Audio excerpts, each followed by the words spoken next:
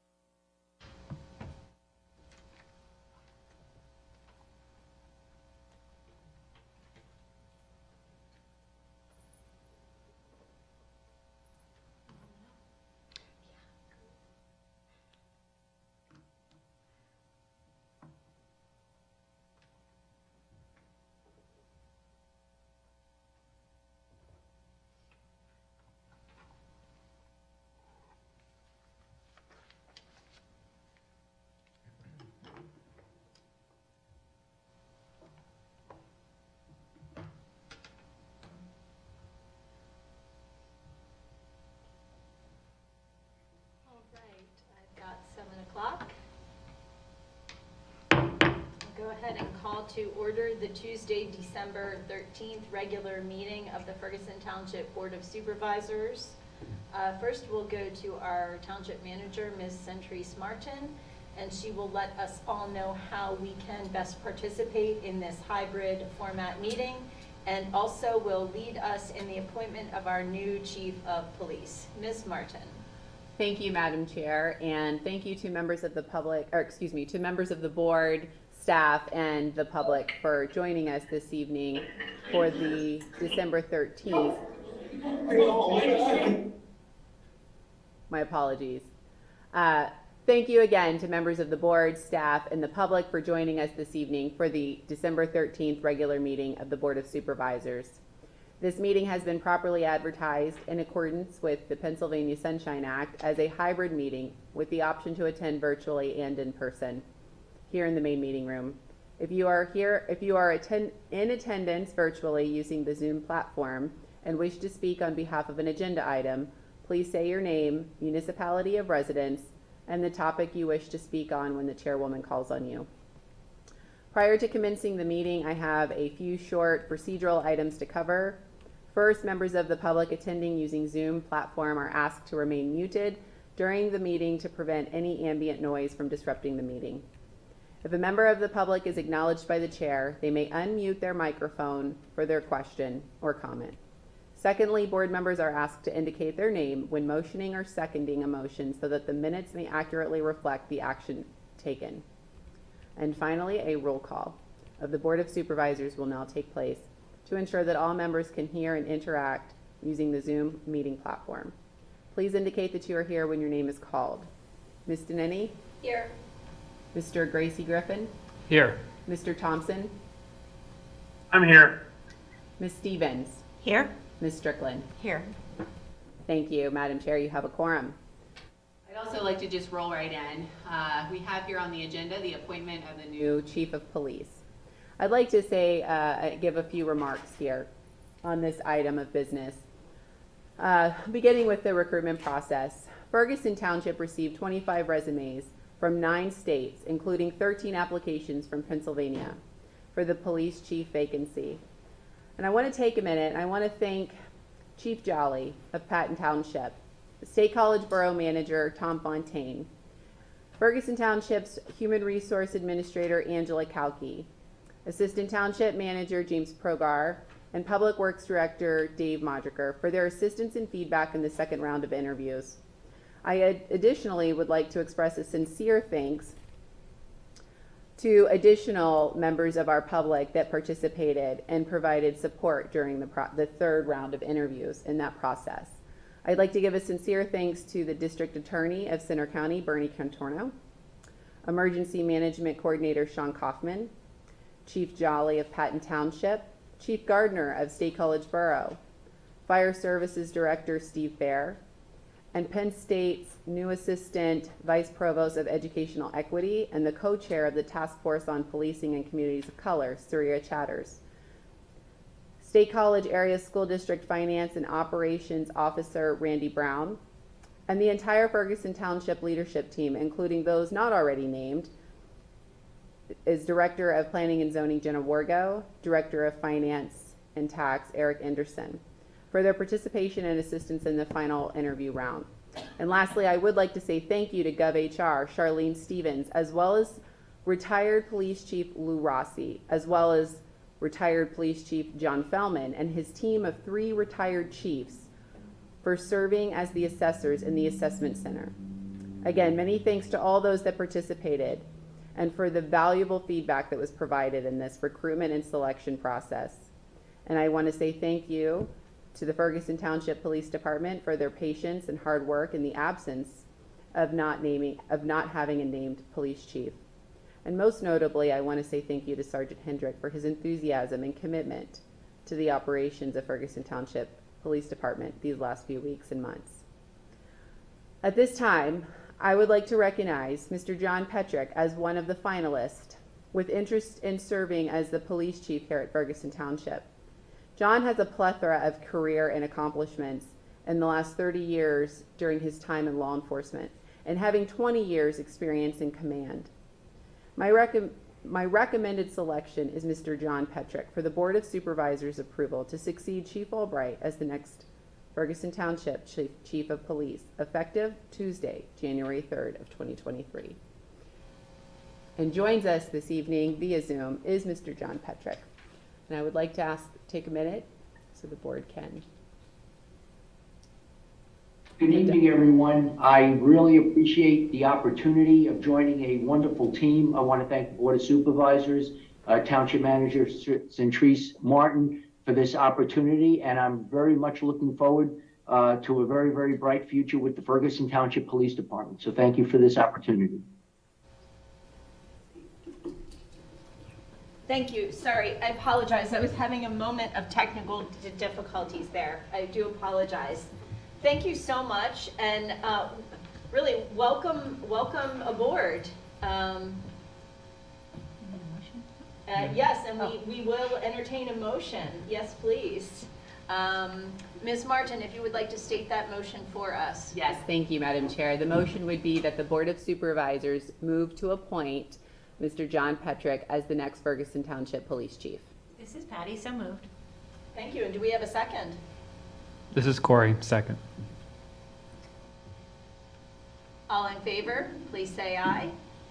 Aye. Any opposed, same sign.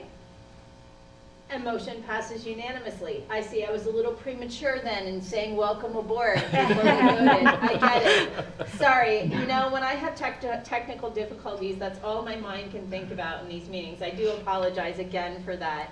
Welcome aboard appropriately this time. And thank you just so much. Look forward to your service here to the township. And again, just reinforcing thank you to everyone that was really instrumental in bringing us to you. So, thank you. Well, thank you once again, and I'm looking forward to this opportunity and meeting all the stakeholders in the community. Thank you very much again. Wonderful. Okay, with that, looks like we are up to our Pledge of Allegiance. If all would rise and join me in the pledge. I pledge allegiance to the flag of the United States of America and to the republic for which it stands, one nation, under God, indivisible, with liberty and justice for all. Thank you. Okay, now let's move on to citizens' input. Is there anyone that would care to, I do see a hand raised up on the screen. If you would please state your name, your municipality of residence, and if you can, keep it to under 5 minutes. Thank you. I will. Thanks. Hi, I'm Rhonda Stern, and I live at 119 North Butt Street. I've lived there 30-some years. I will keep this very brief. I actually wrote it. At the beginning of this year, a road study for North Butt Street was discussed and approved by the supervisors of Ferguson Township. And recently I was contacted by Ron Seibert, the engineer, that this is now in process. And he's graciously talked with us, and it's in process. So the original reason for our concern had to do with safety issues on the street, both when turning onto North Butt Street off of College Avenue and turning onto College Avenue off of North Butt Street. And with parking as it is allowed now, on both sides of the street right next to College Avenue, it is impossible to make that turn if there's another car going the other way, which can be very dangerous when you're on College Avenue and there's cars behind you wanting to go pretty fast. So these concerns were shared with Mr. Seibert and myself and my neighbors. And I understand these concerns are being taken into consideration. Today I watched the Planning Commission's meeting. North Butt Street was one of the issues. One business on the street is requesting that they be allowed to have 2 parking spaces on the street because they're adding on to their business. There was no discussion of safety issues at all. So there's more to that, like there's parking lots that aren't full on the street.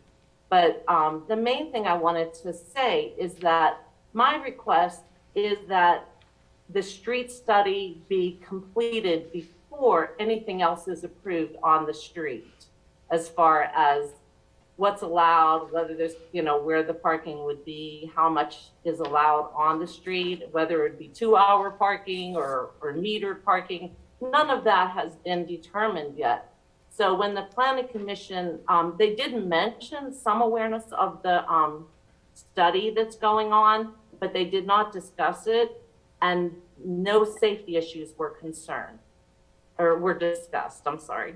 And so my request is that there be, that this study be completed before any final approval done by the supervisors is completed. So I hope that's clear. Thanks, Rhonda, appreciate that. Thank you for following up on it originally. Any other public input at this time?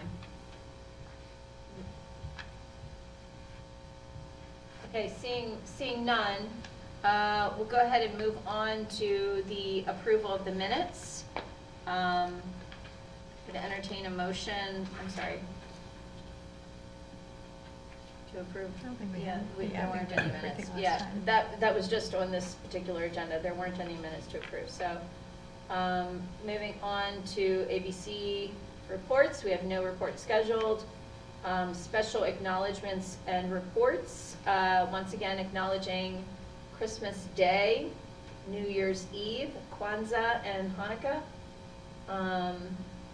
And we'll move on to our environment reports. And we have the update on the MS4 PRP projects. That'll be led by Dave Meibecker. Welcome and thank you, Dave. Good evening. See if I can, I'll either share a screen or James, do you have the most recent that I would have sent you this afternoon?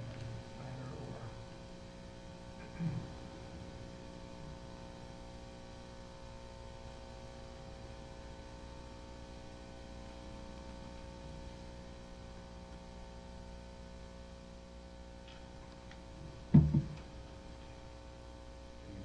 Share my screen. I'll just take a moment to just announce too, I did forget to announce at the beginning of the meeting that we did have 2 executive sessions between our last meeting and now. One yesterday, 12:12, on a legal matter, and then one today, 12:13, on a matter of personnel.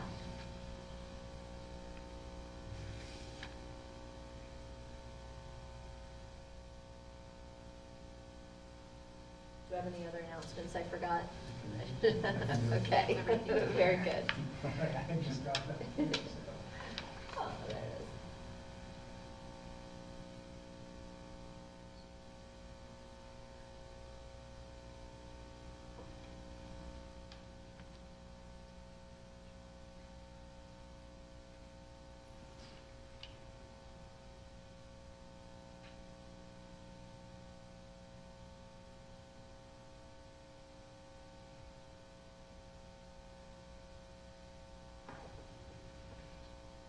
All right, so tonight I wanted to spend a few minutes to review our MS4 Municipal Separate Storm Sewer Permit Pollutant Reduction Plan, PRP, provide you an overview,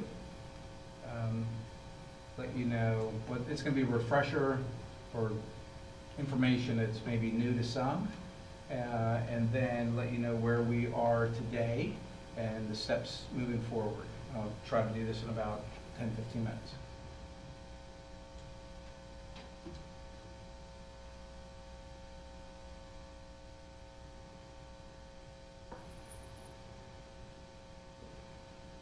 So our first permit was issued in 2003, so that's how long we've been under this program.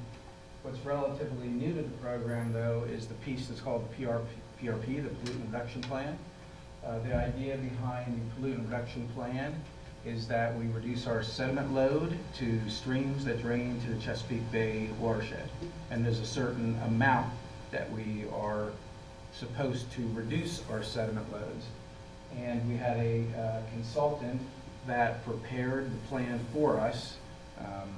And it was a regional plan, so we used economy of scale. All the municipalities hired the same consultant, and then that consultant identified certain projects within each municipality that would reduce the pollutant loads to the levels that were required. And there's some time frames for you there.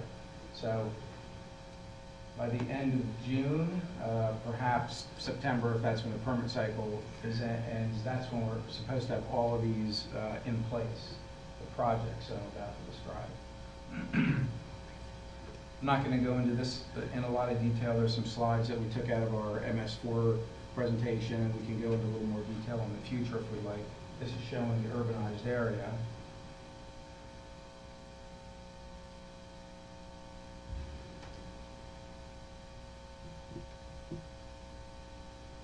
I'm really going to focus again on the PRP portion of our MS4 permit. So what have we done to date?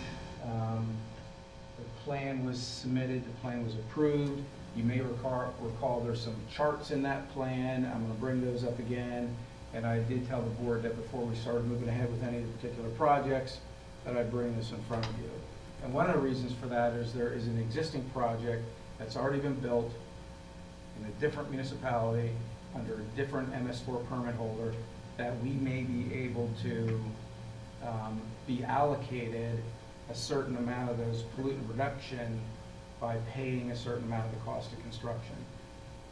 And I want to show you that in just a little bit more detail tonight. So here's one of these tables that came out of our plan. And what it's showing us is that we have 3 distinct branches within the watershed: Beaver Branch, Spring Creek, and Slab Cabin. The modeling that was done shows a base load. In this case, let's just look at that number of 100,000. TSS is total suspended solid. The idea is to reduce that by 10%, so that's what that 10,000 number is. We assume that the nitrogen and the phosphorus are attached to the sediment, so by reducing our sediment load, we reduce our nitrogen and phosphorus. So that's what this table is showing us. And so in Beaver Branch, we're supposed to reduce our load by 10,070 pounds per year, and there's modeling that was done to tell us what we need to do to accomplish that. In Spring Creek, we have a very small load, which you'll see later is actually allocated to Slab Cabin Run. Slab Cabin Run, you'll see, has a base load and some credits. The reason the credit is there is because we already have some BMP, best management practices, in place that we get credit for. So really, what's this table telling us? We got to reduce our pollutant loads in Beaver Branch and Slab Cabin Run, and we have to do it to the amounts that are indicated in our plan.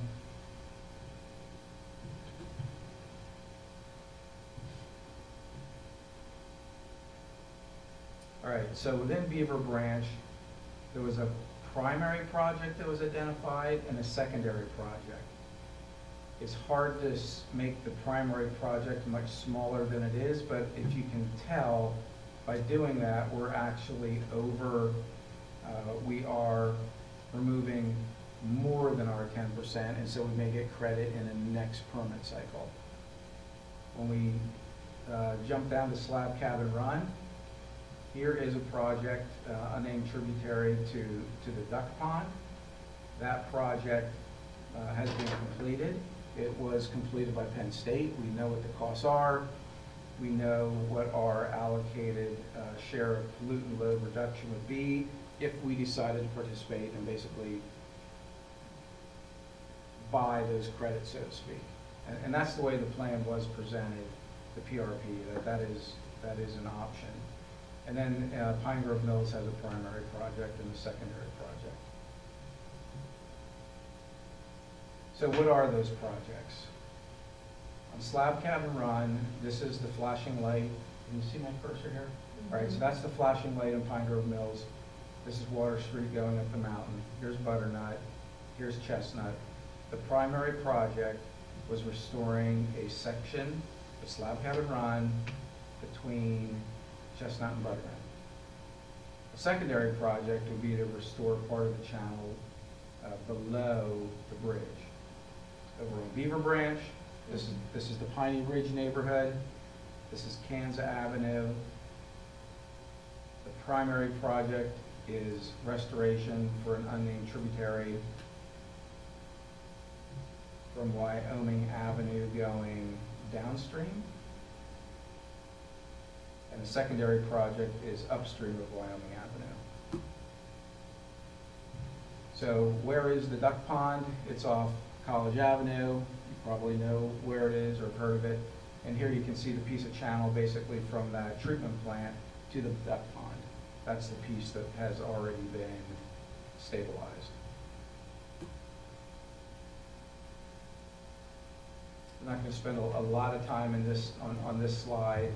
It really talks about some of the background that we've done, some of the challenges ahead of us, and a lot of things we need to do moving forward.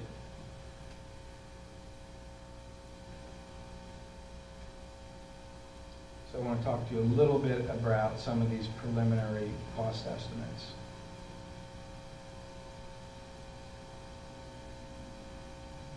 So Beaver Branch, approximately $500 to $750 a linear foot. Primary project, our current preliminary cost estimate, we haven't done any design. This is kind of at the master planning level. But it looks like we're in the $260,000 to $350,000 range. That includes any associated easements, right of way, and construction. And we would hope for that project that we could do most of that design in-house. Just to give you an idea, when the PRP plan was submitted in 2019, the estimated cost for channel stabilization was about $225 a linear foot. So that would have been 3 years ago, and the project will probably be built in 24, 25. So as you know, costs have gone up. And that was also not based on any design. It was strictly based on an estimate from PADEP, the Department of Environmental Protection's BMP manual. So that's where our consultant got that cost.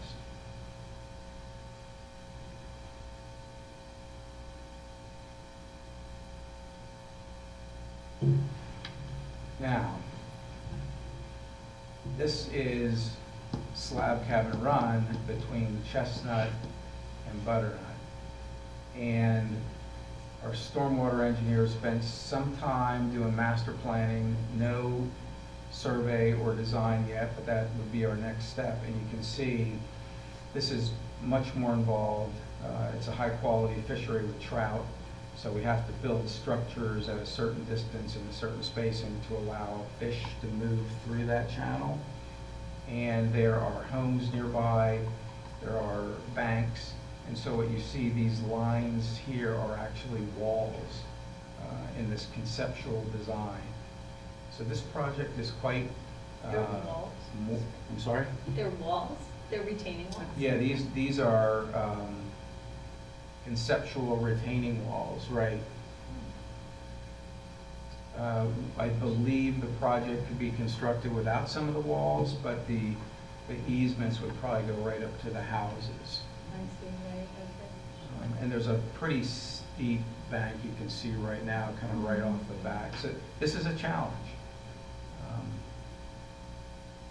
And the estimate is quite more expensive per square foot, as you can see.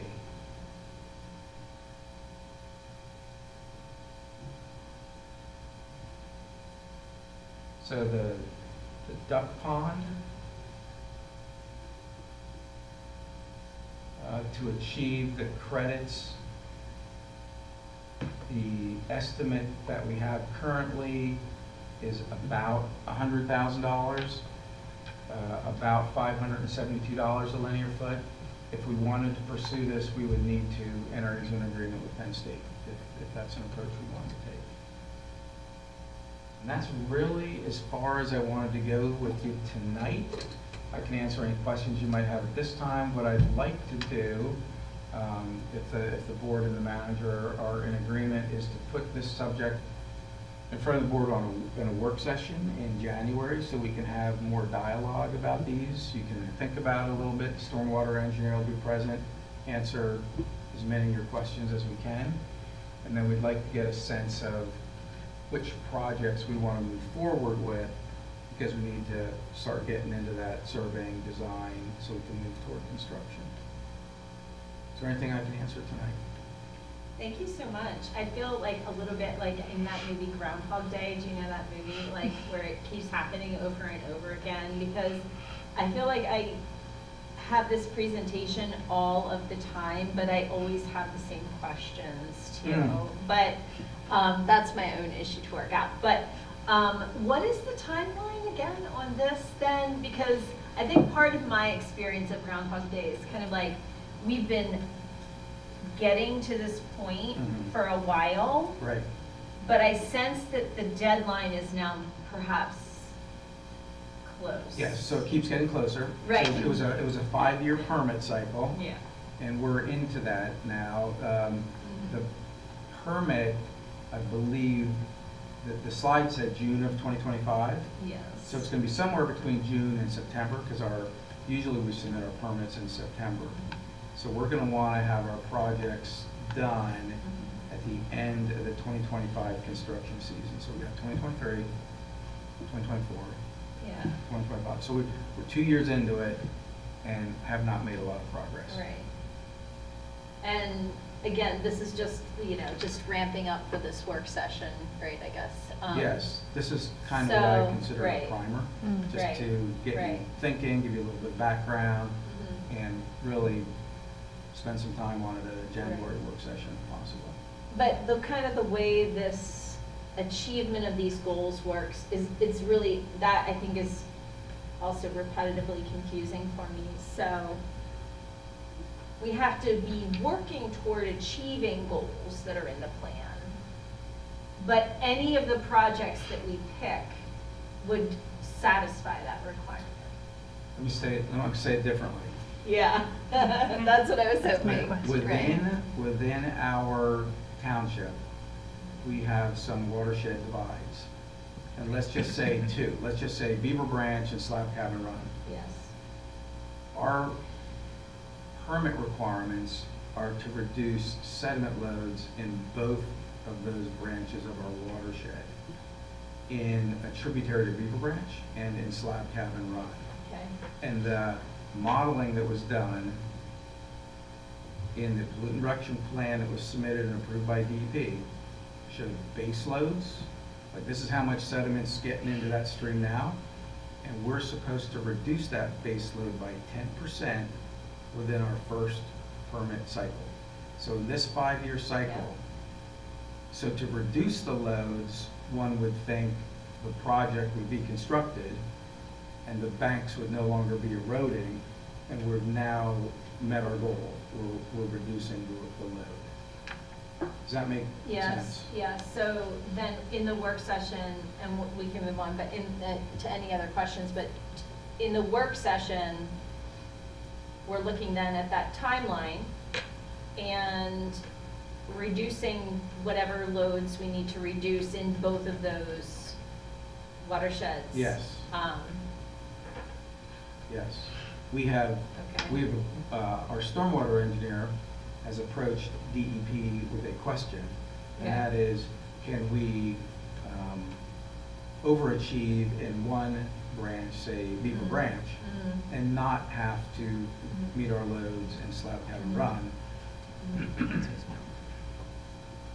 We believe the answer to that is no.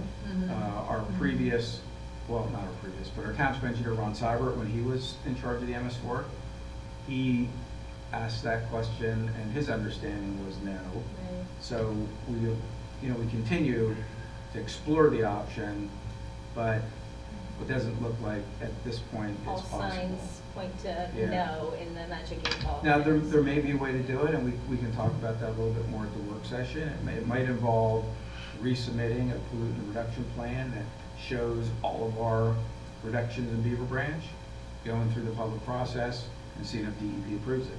I think that's the formal way for them to say that we can do something different than what was presented in the plan. I feel like I vaguely remember this from Kissinger Meadow as UJ, but anyway, that maybe is a different, that's a little warm. Anyway, Yes, Patty. So I have two questions. The first one is, the Park Hill drainage way, what does that feed into? Is that, Oh, my.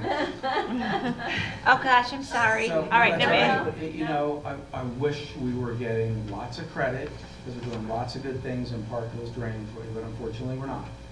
Because it drains to the big hollow, and based on the modeling that was done, because of the karst topography and the fact that we have, we'll call them sinkholes for lack of a better term, the modeling showed that those pollutant loads don't go into the Chesapeake Bay, that they're constrained, let's just call it a bowl, right? And those sediments settle down but never spill over and go into a channel that goes to the Chesapeake Bay. So we're doing a lot of good work. Unfortunately, it's not helping us meet our pollutant reduction list for the PRP. maybe we can get extra credit. But, and so my second question then is if there is a place where you had thought if we achieved more in one area, can we then sell that, much like we are thinking about with Penn State? Can we sell it to somebody else who needs credit? I Or don't. do you understand my I question? do. Okay. Yeah, I don't know. That's a good question. We'll have to explore it. One of the reasons that we can, we'll say, buy into the duck pond is because that's how we presented it in our PRP. Oh, in the plan. And the plan was presented that way. I don't even want to get into the new planning cycle and then the regional partners for that, and then when do we have to do that? But like, please don't tell me right now, I'm not, like, next Sounds like a meeting, topic somebody for- else is going to be in this seat. So, like, you can tell them some other time. But, so just then to understand, so in the Beaver Branch watershed, we've got that one project teed up. Yes. And then in the slab cabin, we've got two projects. One is a million plus. One is a done, and then there's maintenance costs going to another municipality, and then we'll explore them in the work session. Yes. I guess that was kind of my question. So the slab cabin project, that load reduction, that would be the Pine Grove Mills project versus buying the credits from the duck pond. So the plan shows both. So one of the things we had talked about is instead of buying the duck pond credits, can we extend the project in slab cabin run, right? Do the primary project, do the secondary project, meet those load requirements, and not have to do the duck pond. But what you're seeing, at least at this level, is we're finding from a monetary standpoint, that might not be the approach you want to take. Because of the inflation. Yeah. So more on the work session, More on sounds the work like. session, yes. Okey dokey. Any other questions? Yeah. Okay. No, that was very good. Good Thank you so primer. much. Thank Yes, you. you're welcome. All right, let's go ahead and move on to COG committee reports. First up, Finance Committee, and I do believe that Ms. Stevens did attend that for me. Thank you so much, Ms. Stevens. Oh, gosh. I did indeed. I'm sorry. It's okay. That's all right. I know that you reviewed the budget comments and talked about the budget process for COG, the COG budget process. Yes, I'm so sorry. Don't. Yeah, I sat in on that, and I don't, Fantastic. that was Group effort. generally it. They talked about the process, how it normally goes, how it worked this year, how to move forward. I guess there was some consensus, but I wasn't really clear actually on where they left it. I think it is moving into follow-up discussion was what I gathered. There were some different opinions about. Right, there was some talk about moving the budgeting process for COG into a different schedule than what we have, and the number of different organizations that feed numbers to COG, and how that would be very difficult. It's not that it wasn't doable, but it was something to consider if that's the way that the municipalities wanted to move. You're right, and then there was discussion about just getting the numbers earlier and, Well, I think thank you for that, because I think that the question will then be, if we can't get the numbers earlier in that manner, then maybe the idea is that we're setting a cap, more of a revenue-driven model. So if that's, right, there's more, we need a new metaphor, not more than one way to skin a cat, but there's more than one way to approach this. So I think that the main thing we'll have to think about then is that we have to get that decision made early in the year, and the better is the enemy of the good, like making some progress and trying it out this year, maybe. So, okay. thank you for Yeah, refreshing thank you. me. Well, thanks for attending, and yeah, I think it was just general discussion, Yeah, you know, it it was. was kind of an open forum, so it was I good. enjoy that I was the one supposed to be there, you guys both went, it was a group effort, we all know what's going on, that's fantastic. Okay, the Climate Action and Sustainability Committee, we have a cancellation notice. Public Safety Committee, that I believe also was you, Ms. Canceled. Stevens? It was Canceled, okay. Executive Committee, we met today. We canceled the general forum meeting that was going to be upcoming in December. I believe it was the 20th. Yep, and not a whole lot else. Human Resources Committee, we also saw a cancellation notice. Other committee reports, we have none. Moving on to staff reports, we have no written report. Do we have anything that you wanted to share, Township Manager? I do not at this time. I intend to provide the board with a comprehensive written update that I'll email and then provide in my January. Thank you for your patience. Sure. Thank you. Okay, I'll take a minute, any questions for staff? Anything staff wants to highlight? Mavericker, that's you twice, once on the screen, once in person. Okay, James, all right.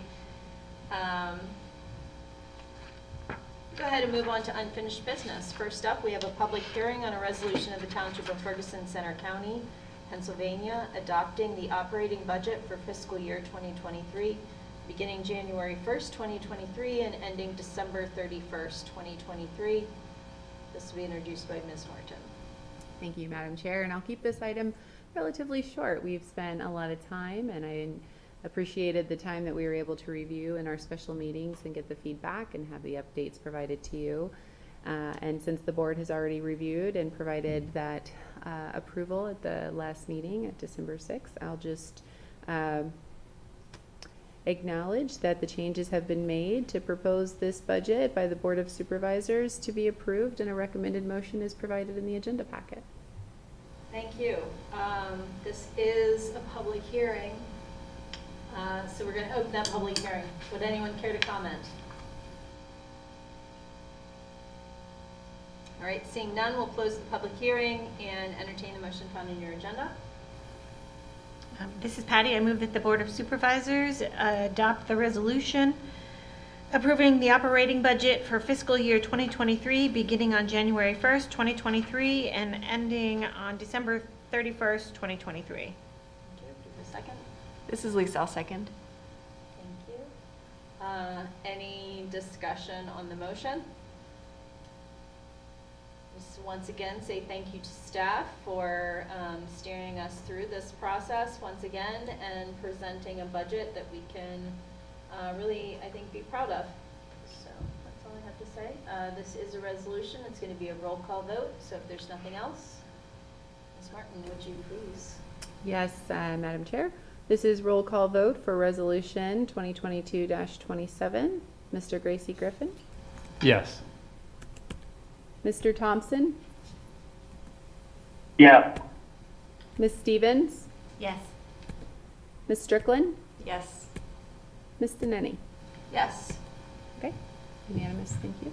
Thank you. Motion passes unanimously, and we'll move on to a public hearing on a resolution of the Township of Ferguson, Center County, Pennsylvania, repealing Resolution 2021-40 and establishing a new Ferguson Township schedule of fees, also introduced by Ms. Martin. Yes, thank you, Madam Chair. Provided with the agenda is a copy of the resolution for the board to approve and establish a new 2023 Ferguson Township schedule of fees. The items that were mentioned for correction in the previous meeting have been updated and provided with the agenda. You'll see the updated version as an exhibit for the resolution, as well as the red track changes provided as well. And a recommended motion is provided with your agenda. Thank you so much. This is also a public hearing, so at this time, we'll open the public hearing. Would anyone care to comment on this item? Seeing none, we'll close the public hearing and can entertain the motion found in your agenda. I'll move that the Board of Supervisors adopt the resolution repealing Resolution 2021-40 and establishing a new Ferguson Township schedule of fees for 2023. This is Patty, I'll second. Any further discussion? All in favor, please say aye. Out. It's a resolution. It'll be a roll call vote. Yes, Madam Chair. This is roll call vote for Resolution 2022-28. Mr. Thompson? Yes. Ms. Stevens? Yes? Ms. Strickland? Yes. Ms. Deneni? Yes. Mr. Gracie Griffin? Yes. Thank you. Thank you so much. Motion passes unanimously, and we'll move on to the approval of the 2023 Center Region Council of Government summary budget. This will also be introduced by Ms. Martin. Yes, thank you, Madam Chair. At the November 28th Center Region Council of Governments voted to approve the 2023 budget and referred the budget to the participating municipalities for adoption by December 31st. At a previous regular meeting, the board reviewed the 2023 Council of Governments summary budget and comments from the discussion as they were forwarded to the executive director. And a link was provided within your agenda packet for review. A recommended motion is provided in the agenda packet. Thank you so much. This is not a public hearing, but if anybody would care to comment, they're welcome to. If not, we'll entertain a motion found in your agenda. This is Patty. I move that the Board of Supervisors approve the 2023 Center Region Council of Governments summary budget. Do you have a second? This is Lisa. I'll second. Thank you. Further discussion? All in favor, please say aye. Aye. Aye. Any opposed, same sign? Aye. I think that was that was on the aye. Yes. Yep. I voted in the affirmative. Very good. So that would be none opposed, all in favor, and motion passes unanimously. So we'll move on to the update of the Anti-Discrimination Ordinance and Regional Human Relations Commission Ordinance, also introduced by Ms. Martin. Yes, thank you. Provided with the agenda is a draft version of the Regional Anti-Discrimination Ordinance, as well as a copy of the draft Regional Human Relations Commission Ordinance. The Regional Human Relations Commission Ordinance, if adopted, I do want to bring to the attention of the board, it would adjudicate all complaints related to several protected classes on basis of housing, employment, and public accommodations. The ordinance would provide for local relief to complainants in lieu of the Pennsylvania Human Relations Commission. This has been an ordinance that's been discussed for several years, and prior to the former manager's departure, there had been what I think at one point may have been considered a pre-final draft presented to the board with a discussion with the former manager focused on support animals and dual filing. After several meetings with the township solicitor, the State College Borough manager, as well as the State College Borough solicitor, we had come to terms and had worked through what is in front of you this evening and attached to the agenda. There are a few sections within the Regional Human Relations Commission ordinance that are highlighted in yellow, relatively insignificant, but in terms of trying to have consistency within that ordinance, because that would be an ordinance that would be adopted by all of the participating municipalities, which I would like to confirm is State College Borough, Patton Township, and possibly, I believe last we had discussed with Milheim Borough, they had interest in participating. We are still in communication with one final review between the State College Borough and Patton Township prior to final consensus. But what is in front of you this evening is up for review and comment. Thank you so much. So I'm kind of not sure which direction to take on this. So I think I have a question that I want to pose to you, and then we'll go to discussion for the board. So I just want to kind of confirm that along this long journey, this multi-year long journey, there was a point in time.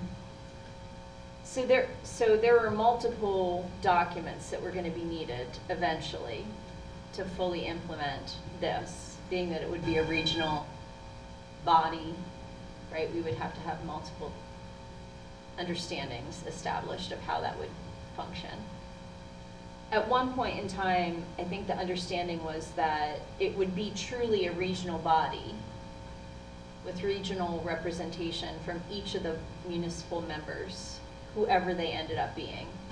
So what I recollect was something like 2 appointees from the borough, 2 appointees from Ferguson Township, 2 appointees from Patton Township, maybe 1 from Milheim Borough if it's appreciably smaller, but some sort of semblance like that where each municipality would be responsible for putting forward their own representative on this regional body. Is that still the intention? Or is now the intention that the appointments, that now the body is kind of changed? Yeah, I don't know if I want to say changed, conceptualized differently perhaps, as it's more of a borough body, that each of the members wouldn't maybe be members now, that they would be more like sharing the services of that, where we might recommend an appointee, but then they would be doing the appointment, where it would be like just a different kind of a concept. Is that accurate or not accurate, or we're not sure yet? Well, I want to parse out the past. It's my understanding the past conversations were focused on an MOU and not an ordinance to confirm and define the regional commission, the Regional Human Relations Commission. And so there had been some conversations right when I came on board, MOU or an ordinance, right? And if we do a ordinance, do we name all of the participating municipalities and what level of detail? So it's kind of morphed into, okay, let's do an ordinance, but let's be clear in terms of participating municipalities, right? So in our ordinance that's proposed to you this evening, it identifies, yes, that each participating municipality would put forth an appointee to represent Ferguson Township, but the actual appointment would be conducted by the State College Borough. But there would be representation through Ferguson Township's appointee to be appointed on the commission. That's the way it's currently written now. I mean, and that is what is being brought to the board, and you certainly have the position to make a statement or a determination if this is, if this route is desired.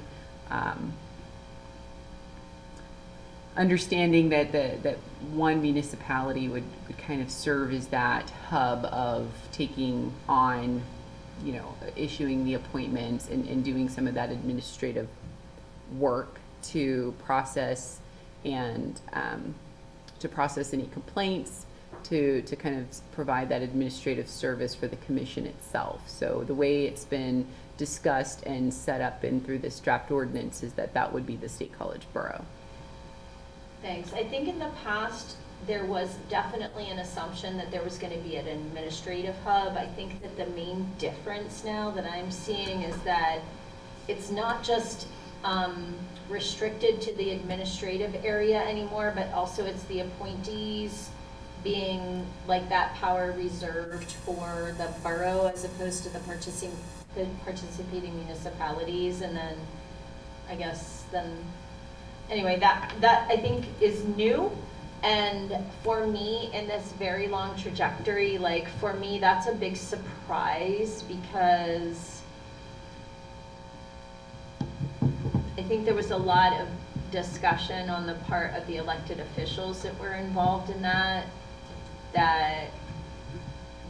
kind of representation was going to be important.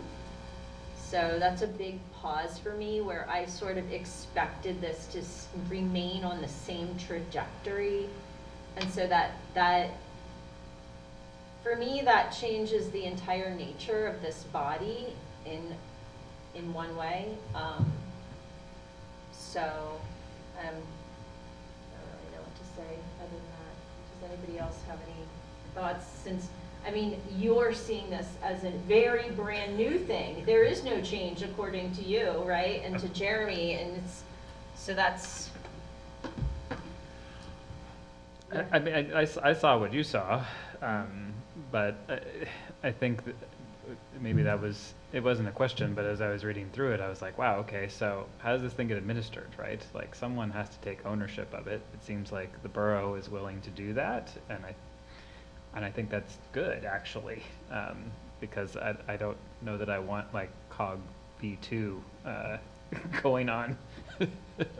So I think that it's nice that they want to take on the administration of it. I think that then gives them the right to be the people who are appointing folks. I mean, if that's the way it's going to be run. We have, it's in there that each municipality will have at least one member on there. I mean, if there's something, I think we have the ability to make recommendations to change that composition if we think that that's important, if we think that there needs to be some sort of population representation component to it. That might be a suggestion that we could make if the concern is the makeup. But I think given probably all the options that are out there, having the borough run it and then appoint the committee seems like a good one to me, given maybe, I don't know what the alternatives are, but the ones I can imagine do not seem exciting to me. Thank you. Other thoughts? I mean, everybody has a different time where they came into this conversation and could offer a different perspective, so.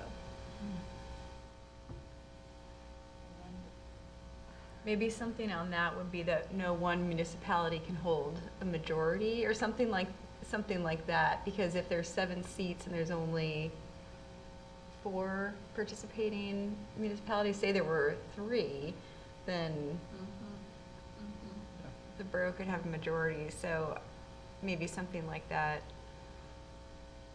But I am appreciative that it's not being managed within Ferguson Township, because I just don't think that'd be practical at this time. So I'm, Jeremy, up on the screen.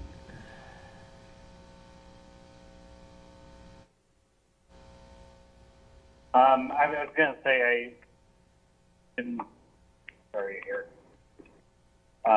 definitely been in favor of some type of ordinance like this. I know there's been a lot of work that's gone into this, and definitely want to make sure it's something that is sustainable and practical and works well.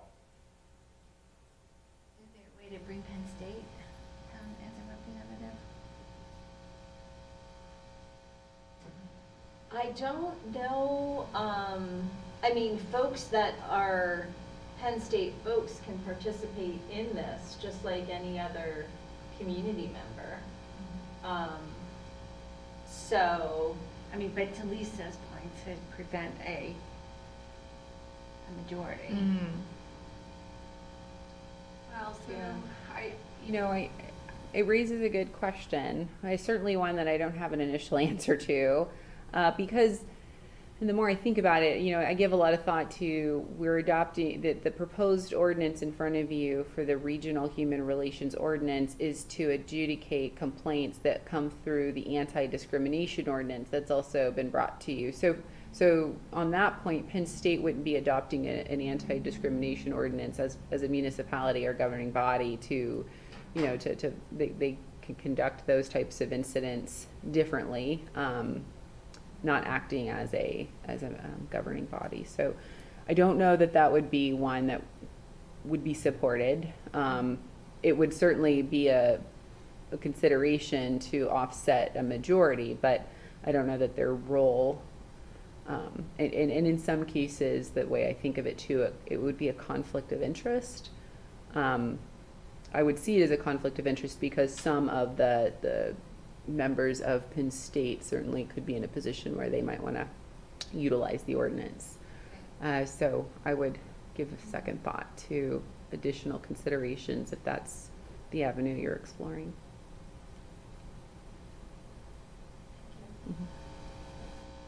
I think it would be enough just to include a sentence that says that no one government will have a majority of seats. And then the appointments can come out as they may. It just means They that can work that out. they can work that out. But I think what our concern is one municipality dictating what happens in a bunch of other municipalities. It's my sense. So.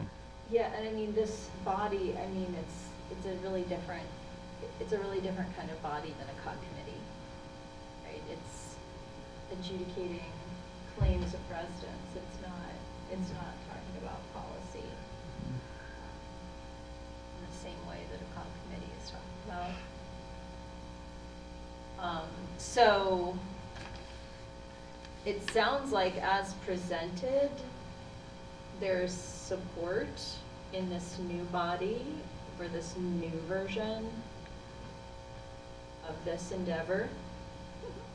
What, it says here that the recommended motion is that we authorize staff to advertise for a public hearing. Is that, okay? Yes, And then Matt, the alignment of the other municipal partners, there's some, curious, yeah. Yeah, we're trying to move this in sync with one another, and so I believe this went in front of State College Borough Council as a work session yesterday for discussion. And I recognize that I'm not speaking with the affirmative here because I'm not sure, but it went in front of them yesterday, that I'm sure of, and I believe it's tentatively scheduled for adoption at their meeting either in January or possibly December 19th, pending that we get back in front of each other just to review and ensure that the language that's highlighted in yellow in the proposed ordinance draft is considered minor. The State College Borough Manager and I spoke on Friday, but without the solicitors. So our goal is to try and get in front of each other again this week with solicitors. And if the Board of Supervisors here tonight would like to authorize for a public hearing and support that the solicitors will, work through those legal technical items, we certainly could bring this back to you at the first meeting in January for adoption if that is of interest. But tonight I just want to get that authorization to advertise for a public hearing, unless if you want to pause for a cause here. Okay, and so then the areas in yellow, is that the dual filing and the service animals? Or is It's really okay. wrapped up in more of legal Okay. verbiage Okay. and technical procedural. Okay. Yeah. So you do not need any feedback about the service animals, or, I'm sorry, but this is I mean, gonna be great. I certainly think that there was expressed concern about Yeah. what that could look like. But I also was present when the board spoke at length on this item Right. and voted Do we have to do that and took a again? vote. Yeah, no, and I mean, so I recall the board voted in favor of having those two Right. items in. So, as part of the conversations I've had with the solicitor over the last few months, it certainly has been, is there a potential legal concern here? Or is this just, maybe a concern, but really it's, so there's no Right, legal concern okay. at this point in time. Okay. So it didn't come in yellow. It so didn't it's- come in yellow. Okay, and it's in there, okay, so it sounds like there's really nothing for us to do other than then to entertain this motion at this point in time. Right. Very good. All right, are we ready to do that? All right, let's go ahead and do that. So if we have a Yes. comment on, say, the makeup of the commission, what happens with that comment? Yeah, we did then? have that majority comment question. I will, so if you have a comment, I can receive it. If you want to take action to say, we want this changed if we are going to adopt this, Right. then I need to take that and have a conversation with the State College Borough Manager. And then he'll decide if he wants to continue with that, collaborative approach. And we would try to find consensus on the change. And then it would come back for support by each of our, governing body. So we could then bring it back for adoption. So I can take it as a comment for the record, or I can take it as, A thought. this is a thought or a hard line, and the board wants to pause for the cause. Right. So I just, So to recap that, Yeah. if we wanted to do anything that involved a change in the ordinance, you have to take official action and it goes back through the process. If we want to entertain this motion and just ask the manager about that, as she talks about this with the other managers, right? Do I understand then if they're all in consensus with that, we wouldn't need to take action because it would come back with that in? Or is it too late if we move it forward now? I mean, it's if I'm being very honest, Yeah. it's part of that, well, and let me clarify something first. The anti-discrimination ordinance, there has become consensus that if the municipalities had a desire to have, say, for example, support animals in or out, it would be fine, understanding that at that point, the Regional Human Relations Commission would act in accordance with that ordinance for the claim, or, any complaint that was in that municipality. So Yeah. we've kind of worked through, how to manage perhaps differences between the municipality, the desire of the elected officials within the municipality. So I want to kind of retract and just comment that if there's a request for a change in the actual anti-discrimination ordinance, that is something that here you all could vote on and Gotcha. to make the change. A change, however, in the Commission regional, in the commission, that would be something, of course, we would only want to adopt an exact identical ordinance as the other participating municipalities for it to have validity and merit. Okay.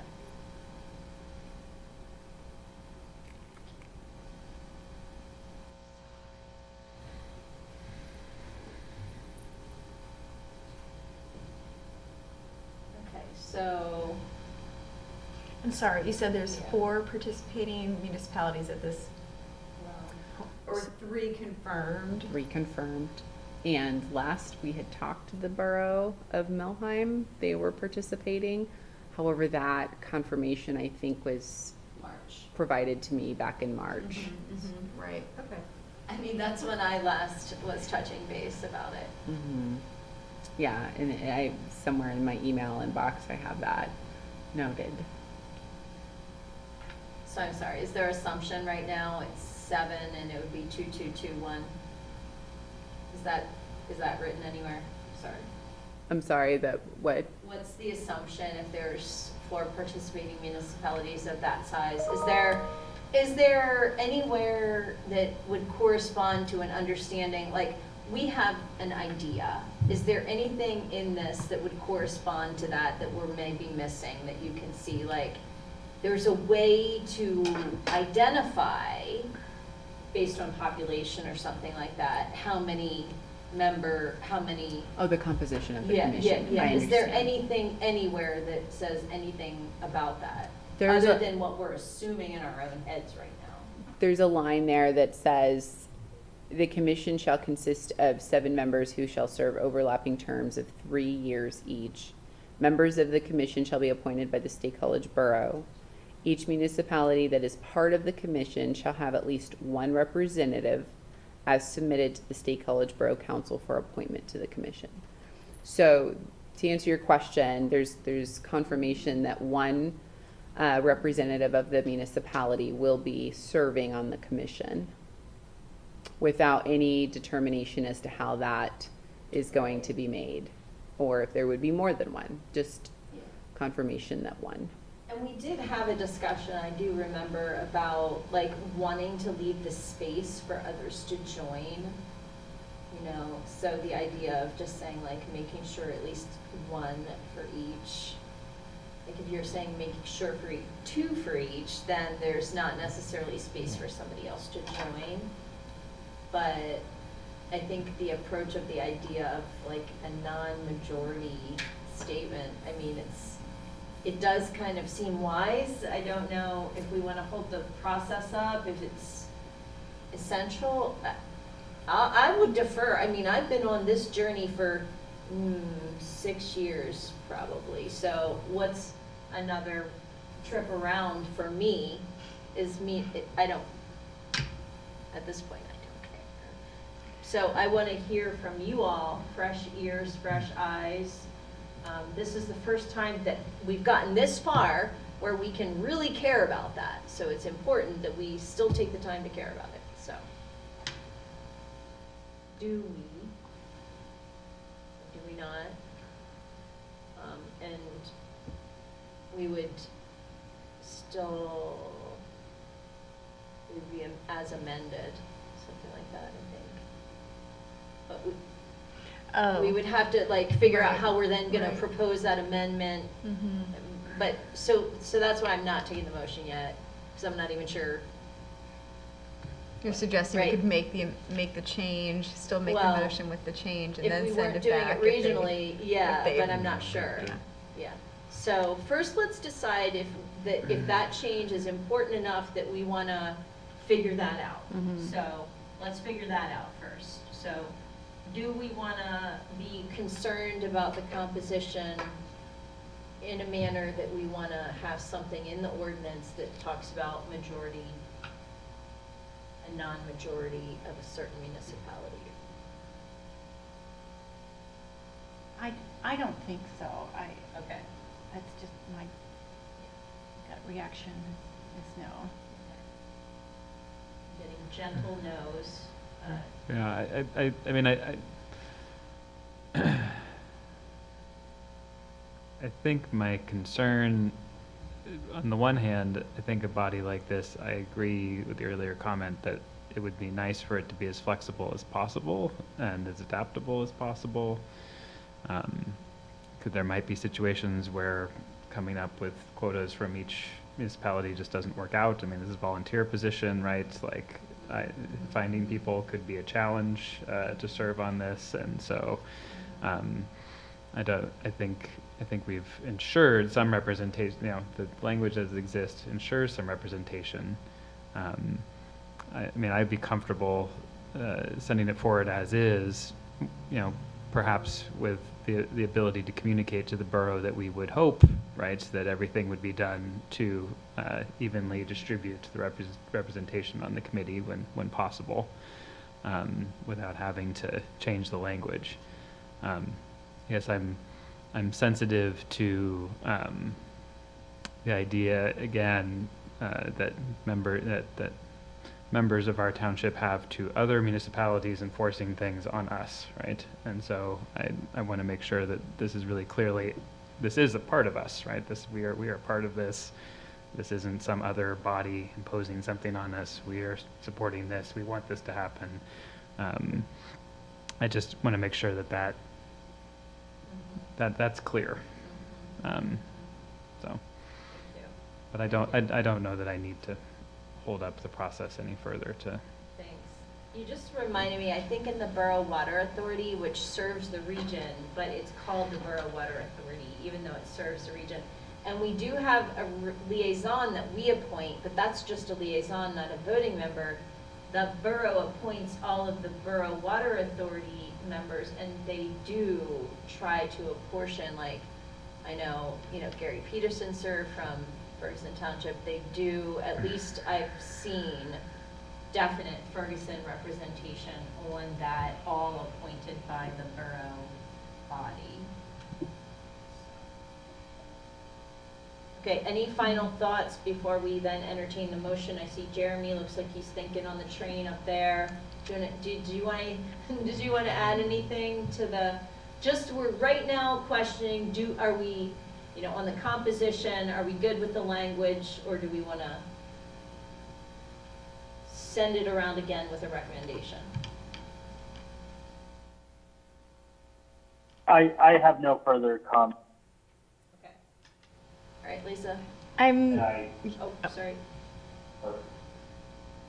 Any people that have expressed concern thus far. Very good, very good.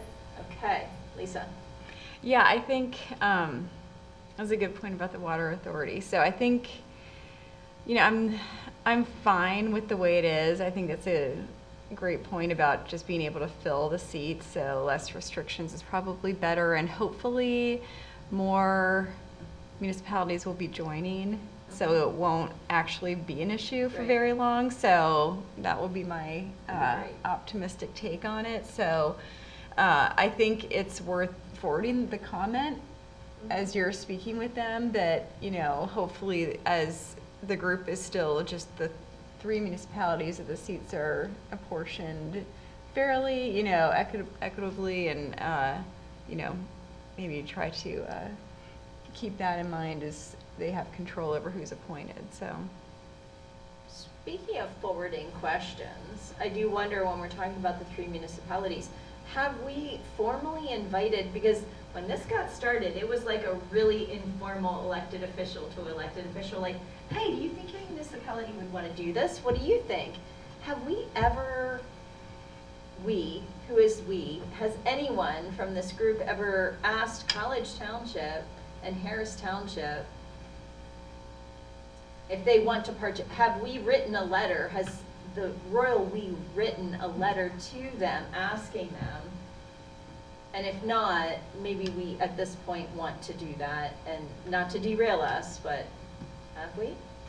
So when I look at all the records and the communications, I have seen that College Township has been engaged, and so there has been presumably a decision, because they had been involved in some of the conversations at the manager level.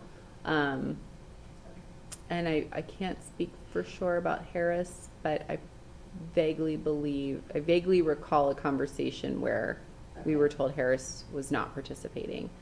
But I couldn't confirm. I certainly can look into that. I was going to say, maybe just that, And another comment, just that question is just to confirm at this point, now that we're moving forward again, just to confirm, no person left, no entity left Right. behind. Fantastic. Certainly. And we can entertain that motion at this point. Sorry, I was just going to add, Yeah. it might be Yeah. worth just the update to those non-participating municipalities at this point, to let them know the status, and that there is the option to still partner and join. That's a good idea. Very good. I'll move that the Board of Supervisors authorize the staff to advertise for a public hearing for the adoption of the anti-discrimination ordinance at the Regional Human Relations, and the Regional Human Relations Ordinance. Thank you. This is Patty, I'll second. Okay, great. Any further discussion? All right, and this is just authorizing advertisement, so we can just go on and take a voice vote. All in favor, please say aye. Aye. Any opposed, same sign. Motion passes unanimously. Thank you, and we are on to new business. For our consent agenda, we just have one item. That would be the October Treasurer's Report for acceptance. Can I have a motion for acceptance of the October Treasurer's Report? So moved. This is Patty, so moved. And was that Jeremy seconding? Very good. Okay. Well, I was gonna motion me. I will second that motion. Okay, very good. All right, all in favor, please say aye. Aye. Any opposed? Aye. Any opposed, same sign. Motion passes unanimously. Okay, next up is a public hearing on a resolution of the Township of Ferguson, Center County, Pennsylvania, levying taxes and assessments for the fiscal year beginning January 1st, 2023, and ending December 31st, 2023. This will be introduced by Mr. Eric Enderson, Director of Finance and Tax. Welcome, Eric. Thank you. Thank you, Madam Chair. Provided with the agenda is a copy of the resolution advertised for public hearing establishing taxes and assessments for fiscal year 2023, beginning January 1st, 2023, and ending December 31st, 2023. Real estate tax remains at 2.422 mils. Real estate transfer tax remains at 1.25% of the consideration or value of the transfer. Earned income tax remains at 1.40%, and local services tax remains at $52 per person, $5 of which is remitted to the State College Area School District, and the remaining $47 is remitted to the township. There are no changes in the fire hydrant assessment or the street light assessment. Additionally, the stormwater management utility fee remains at the same as 2022 at $119 per equivalent residential unit for properties inside the regional growth boundary sewer service area, and $75 per ERU or equivalent residential unit for properties outside the regional growth boundary sewer service area. It is recommended the Board of Supervisors adopt the resolution levying taxes and assessments for the fiscal year beginning January 1st, 2023 and ending December 31st, 2023. Thank you. Thank you so much. There is a recommended motion in your agenda. I'll entertain it at this point. Jeremy here, I will move to adopt the motion as stated by the Finance Director. Sorry, point of clarification, is this Oh, a public hearing? It is a public hearing. I'm sorry. I kept going back and forth between the pages and, yep, and I still missed it. So,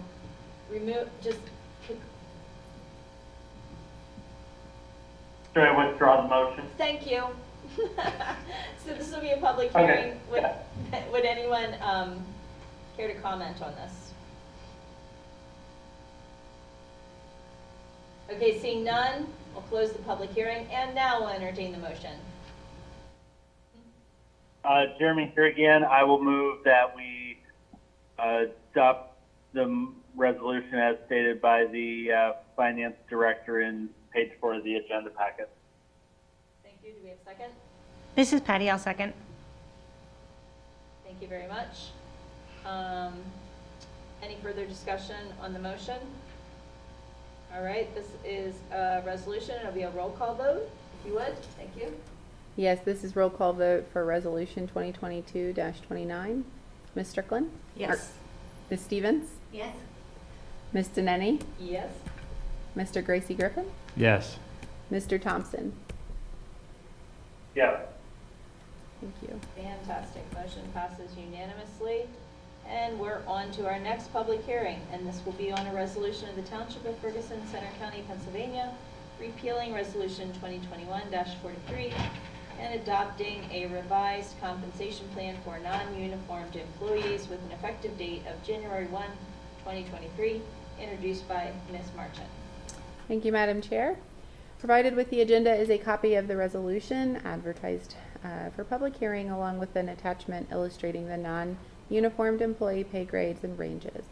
For 2023, the board authorized a 5% cost of living increase for non-uniformed employees. A revised compensation plan and salary schedule reflects the changes in each pay grade so that the salary ranges are increased by this cost of living adjustment. As in prior years, employees will move through their respective pay ranges by achieving merit increases through successful performance evaluations. Provided with the agenda is a recommended motion for the board.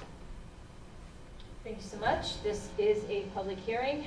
This time, would anyone care to comment on this item? All right, seeing none, we will close the public hearing and entertain the motion found in your agenda. This is Lisa. I'll move the Board of Supervisors adopt the resolution repealing Resolution 2021-43 and adopting a revised compensation plan for non-uniformed employees with an effective date of January 1st, 2023. This is Corey, I second. Okay, fantastic. Any discussion? All right, it's a resolution. It'll be a roll call vote. Yes, this is roll call vote for Resolution 2022-30. Ms. Stevens? Yes? Ms. Strickland? Yes. Ms. Denneny? Yes. Mr. Gracie Griffin? Yes. Mr. Thompson? Yeah. Mr. Thompson has gone through the rock wall on the tree, I believe. Okay. Motion passes. And we'll go ahead and move on to a public hearing on a resolution of the Township of Ferguson, Center County, Pennsylvania, establishing contributions to the police pension fund by its members, introduced by Mr. Eric Henderson. Eric. Thank you, Chair.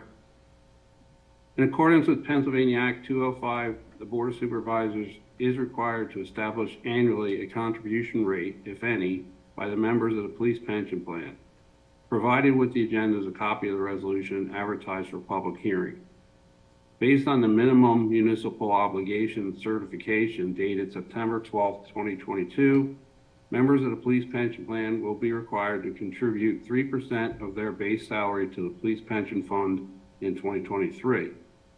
This contribution rate is below the maximum authorized under Pennsylvania Act 600 and is required due to actuarial determined funding requirements. These member contributions will be added to municipal contributions in order to keep the plan actuarially sound. That's a tough word. And the recommended motion is in your packet. Thank you so much. Okay, this is also a public hearing. At this time, we'll open the public hearing. Anyone care to comment? All right, seeing none, we will close the public hearing and entertain a motion found in your agenda. I move that the Board of Supervisors adopt the resolution establishing contributions to the police pension fund by its members. This is Patty, I'll second. Fantastic. Any further discussion? All right, this will also be a roll call vote. Ms. Martin, if you would. Yes, thank you, Madam Chair. I want to first acknowledge that Supervisor Thompson is still with us by phone. We just need to unmute him so and he can participate in the vote. Thank you. Fantastic. Thanks. This is roll call vote for Resolution 2022-31. Ms. Denneny? Yes. Mr. Gracie Griffin? Yes. Mr. Thompson? Yes. Ms. Stevens? Yes? Ms. Strickland? Yes. Thank you. And motion passes unanimously. Thank you. Next up is the discussion of the 2023 Board of Supervisors regular meeting and work session dates. This will be introduced by Ms. Martin. Yes, thank you, Madam Chair. Provided with the agenda is a copy of the proposed 2023 Board of Supervisors regular meeting and a proposed work session schedule. I would like to bring to your attention that I noticed this evening when I was looking over the material that the proposed meeting dates for the work session notes 7 p.m. And also mentioned the first and third Tuesday. So a correction to that draft. The proposed work session, or the proposed meeting dates for work session would be for the second Tuesday for a time to be determined, hopefully as part of this discussion. And so again, the board is really being asked this evening to consider the proposed meeting draft schedule, discuss and offer either some guidance and or confirmation that we are good. I would also, we are good with the schedule and staff can start to plan around that. I also will ask the board to consider that in July, there is on July 4th, we generally have seen a great deal of vacation requests over this period of time, and seeing as how that meeting date conflicts with that holiday, I just can ask the board to consider either a cancellation or rescheduling of that date. Additionally, I bring to the board's attention that if we continue with the proposed meeting dates for the first and third Tuesday for regular meetings, I point out in the draft, May 16th and November 7th are election dates and conflict with the proposed draft meeting schedule. So alternatively, I provided May 15th, which is a Monday, in place of the May 16th, as well as in November, proposed Monday, November 6th, in place of November 7th. Additionally, provided with the agenda, there are a list of proposed special meetings, proposed meeting dates for the special meetings for the operating budget, as well as the capital improvement plan, and as well as the ABC appreciation event. We are hopeful that we can get as many of the dates as possible determined so we can mark our calendars and begin planning in advance.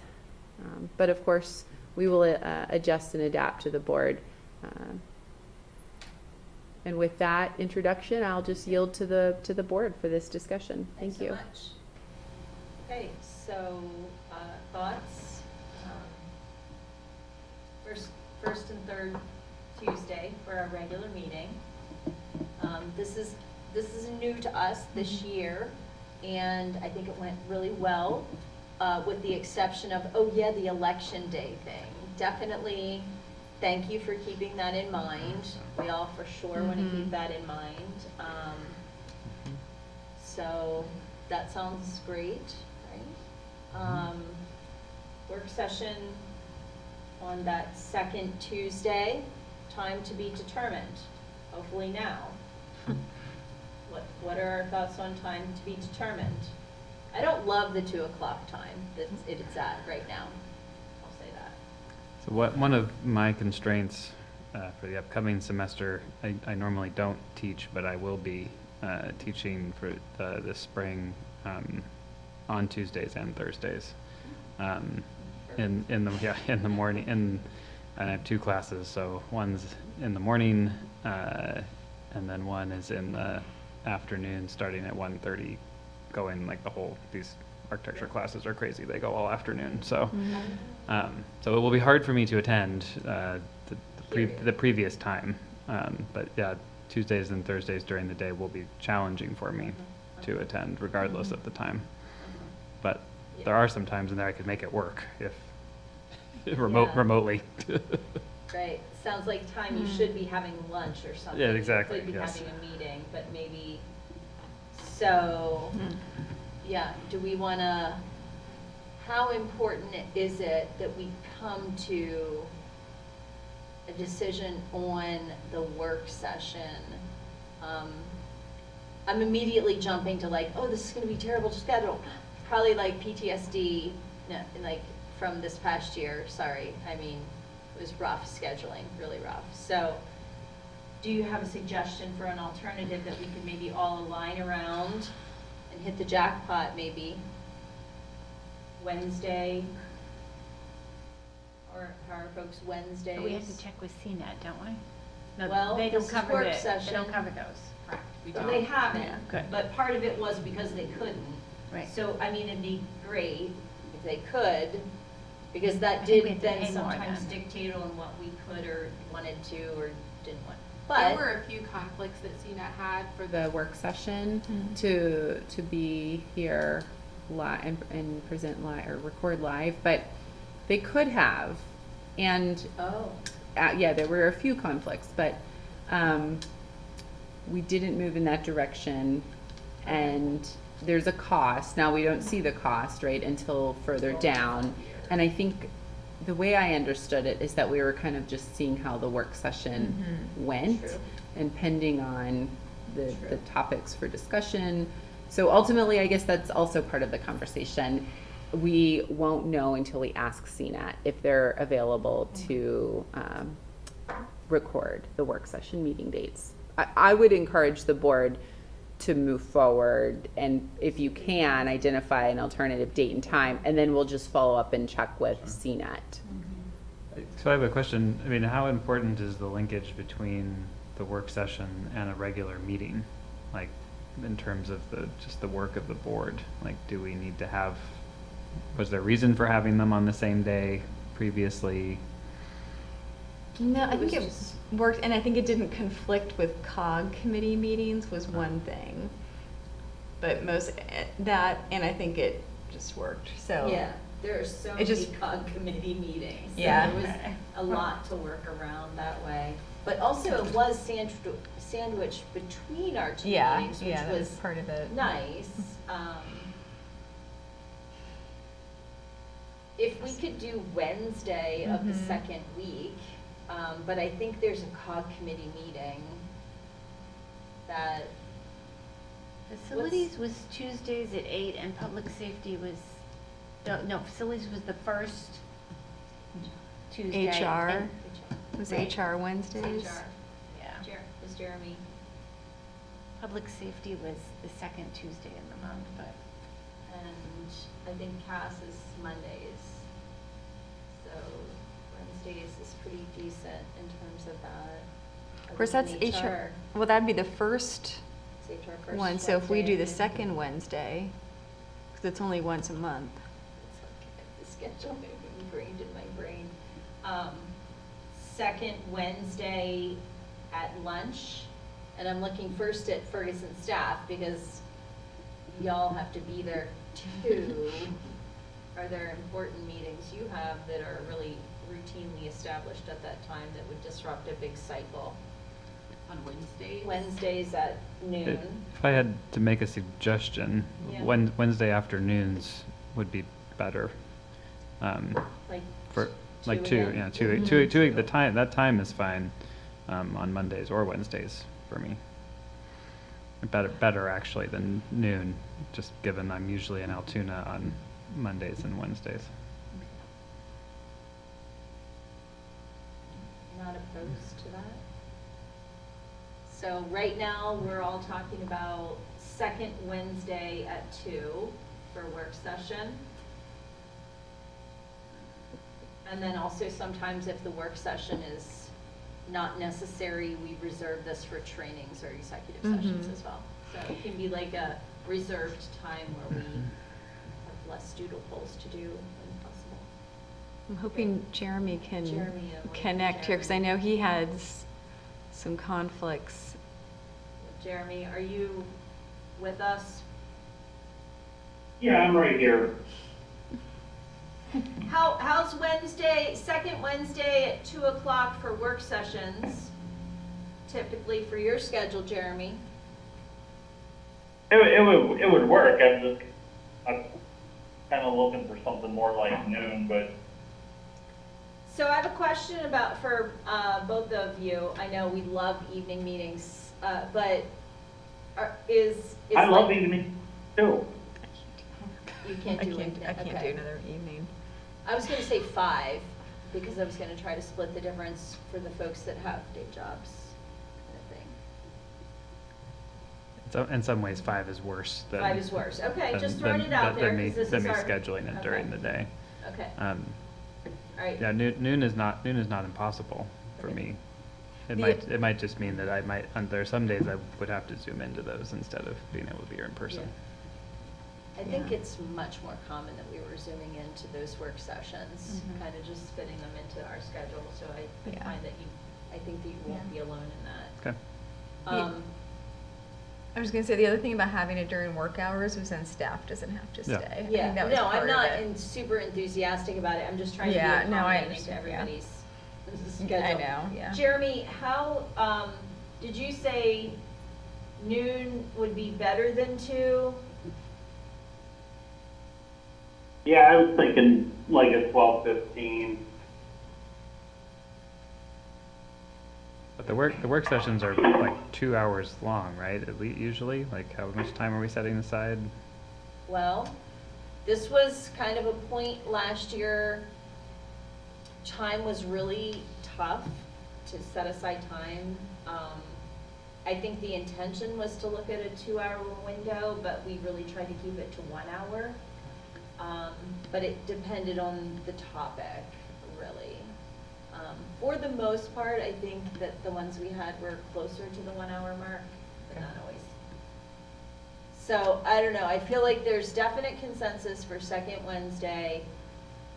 I can't tell if 12 or 2 is better for whom, and I don't know if I can make that decision.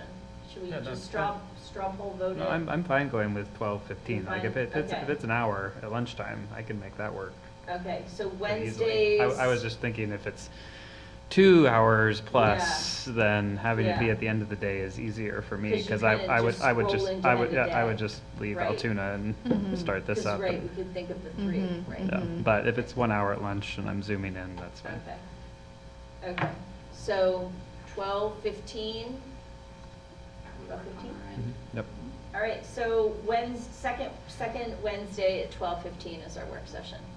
All right, then the only other thing is just the additional dates. I quickly reviewed them. To me, they all look great. The CIP, the operating budget, the ABC appreciation event, love seeing that there.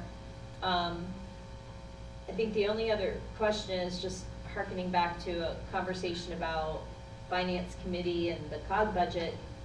So the idea is that operating budget special meeting number 1 and 2 in October, like we want to have numbers in that budget at that time because that's our time to look at that budget. So like we want the COG numbers in the budget in October because that is our time to review it.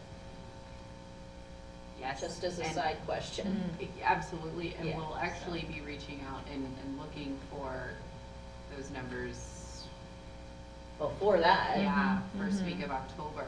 Right. So we can get it. there's prep to be done.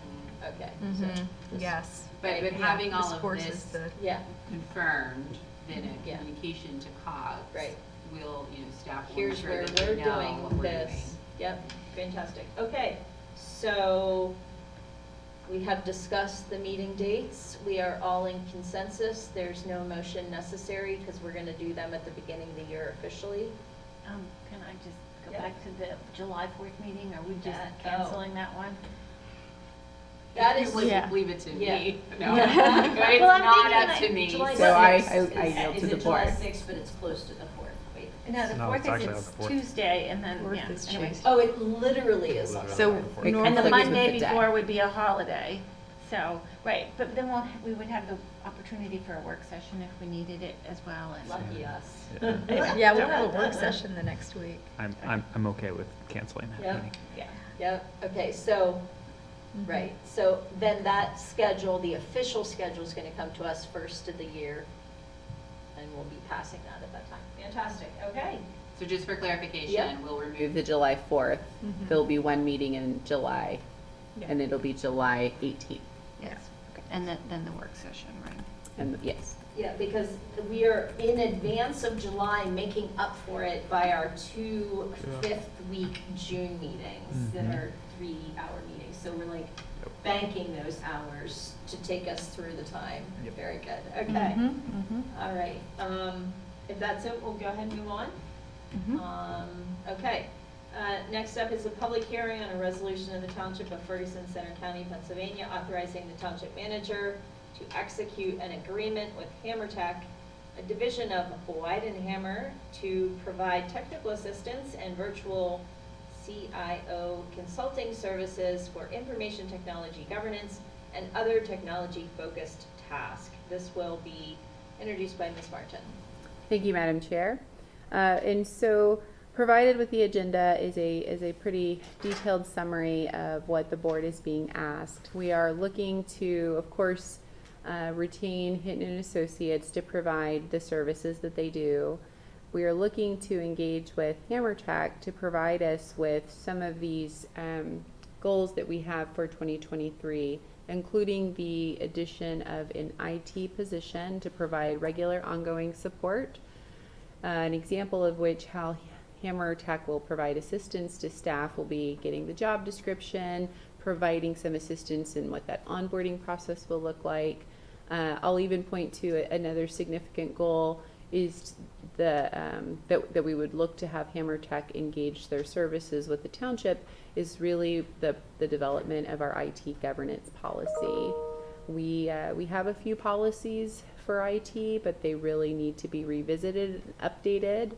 We also need to develop some additional policies to ensure the security of the the IT environment of Ferguson Township. And so looking to Hammer Tech, who conducted the assessment, we're not looking to have them on long-term, but over the next 12 months, having their expertise as we, again, develop a job description and need to develop these IT governance policies that we will have in place for this new IT position individual that'll come in and be able to champion and also educate staff on the what and the why in terms of the policy, the IT governance policies that we'll be looking to bring to the board for adoption. And also including the development of an RFP for our phone system, which is overdue for replacement. So those are three significant goals to which we look to bring their services on. When we did a cost estimate, something that I think is quite notable, just to have a consultant provide assistance in the development of the IT governance policies that Ferguson Township needs to have, we were estimated between $20,000 and $30,000. So to have this agreement brought forth from Hammer Tech, to have Hammer Tech's expertise, particularly the project manager that provided the assistance for the assessment, so he's already very familiar with our IT environment, and to have his expertise for the next 12 months at the same cost of which we would have engaged someone to provide assistance with up-to-date IT governance policies that are aligned with federal, state legislation, but more importantly, meet the needs of what we need in terms of evolving to ensure that our cyber infrastructure is taken care of and protected. And I'm happy to answer any questions. If there are no questions, there is a motion provided with your agenda. Well, once again, thank you for your leadership and your vision. This is also a public hearing. I'll open the public hearing at this point in time. Anyone care to comment? Seeing none, we'll close the public hearing and entertain the motion found in your agenda. I move that the Board of Supervisors conduct a public hearing, adopt the resolution, and authorize the Township Manager to execute the agreement with Hammer Tech. Do we have a second? This is Patty, I'll second. Fantastic. We did already conduct our public hearing, so we checked that off the list there in that motion. Any discussion? Okay, this will be a roll call vote. Ms. Martin? Yes, this is a roll call vote for Resolution 2022-32. Ms. Deneni? Yes. Mr. Gracie Griffin? Yes. Mr. Thompson? Yes. Ms. Stevens? Yes. Ms. Strickland? Yes. Thank you. Great, thank you. Motion passes unanimously, and we'll move on to the request for the modification or waiver at 111 North Butt Street, Hair Studio 111. This will be introduced by Ms. Wargo. Welcome, Ms. Wargo. Thank you. On December 2nd, 2022, Judy Brooks requested modification from Chapter 22, 5C01, 1B2, off-street parking and loading. This section of our saldo includes parking calculations for required spaces on commercial and residential sites. So Ms. Brooks has been at this location operating her hair salon since 2008. And in that time, she's experienced significant growth, and she is requesting to add an additional stylist chair to accommodate that growth that she is experiencing. So currently she has two hairstylist chairs in her business, and she would like to add a third one. So our parking requirements for the personal service establishments, which is where we stick hair salons, is one space per 200 square feet of net floor area, or 2 parking spaces per customer chair, whichever is greater. So in this instance, while her net square footage is significantly less than what would be required in comparison to the customer chairs, because whichever is greater, we have to go by the chairs.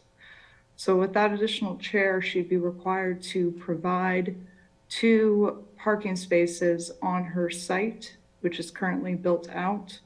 I believe there are 3 parking spaces that she currently utilizes for her business, and the 4th one she shares with the insurance company next door. I'll show you an aerial of that shortly. Planning Commission did review this at their meeting last night. They recommended that the board grant the modification waiver request for her to utilize the parking that is provided on the street. They have 2-hour parking in this block. Let's see. Yes. So this is West College Avenue. Let me know if you guys can't see that. The borough's heading this way, Ferguson's down here. So we have the Nationwide Insurance, and then we have the hair salon right here. So these are her 3 parking spaces, and she shares one over here. Currently, the 2-hour parking established on this block of butts is highlighted in the yellow.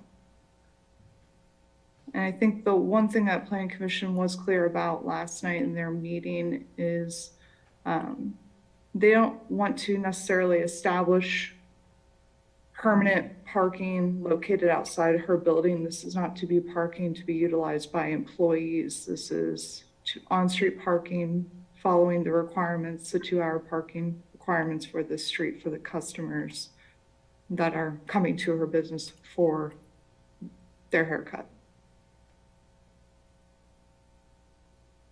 Thank you. Thank you. Yep.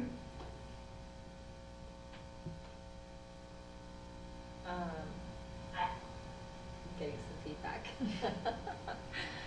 Okay, so we do have a recommended motion. Do we want to entertain that? And then we'll have some discussion.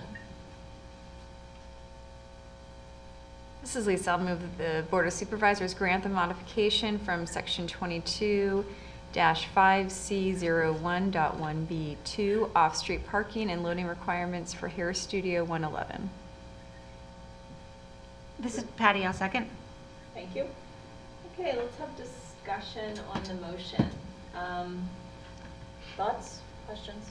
So my question would be in relation to the comment we had earlier. So if there's a parking study being done, if the parking spots were to be eliminated right there in that section, is there other on-street parking nearby that could be utilized for this? Currently, no. I was hoping Dave would stay on a little bit longer. I know that Ron was going to be briefing him on that study that he has recently completed, I believe. But existing right now, there's only 2-hour parking on that first block of North Butts. Jenna, we were chuckling here in the room because you may not know this, but Dave Modricker is still on because he's here Oh, yeah. present with us physically. Dave! So, Yeah. wow. He's in the Yes, room. please, Dave, to you. In the house. Sure. Yeah, Yeah, I took myself off Zoom because it looked like it might have been confusing, so yes, here I am.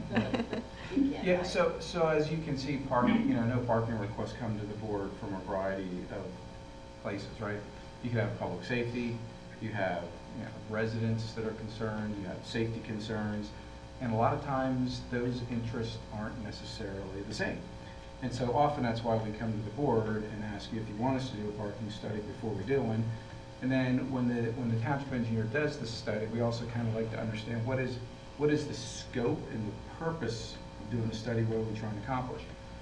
And one of the reasons I say that is because many of our township streets are 26 feet wide, and any residential street would meet a no parking requirement on both sides simply because of the width.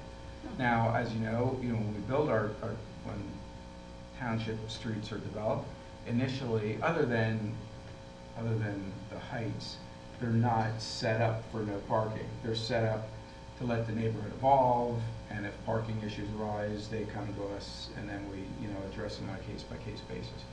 So in this case, we have a resident that approached, the township about doing a parking study on North Butts. I believe part of the residents' concerns she expressed are safety concerns, and people see safety in different lights, and so when the township engineer goes out and does a study, he uses certain criteria to kind of put the boundaries on what does that mean. And I think she also may be concerned about the future student development that might result in some overflow parking that might end up on North Butt Street. So sometimes a 2-hour parking restriction is put in place to discourage or eliminate that overnight parking, but it really doesn't reserve any particular stall for any particular person.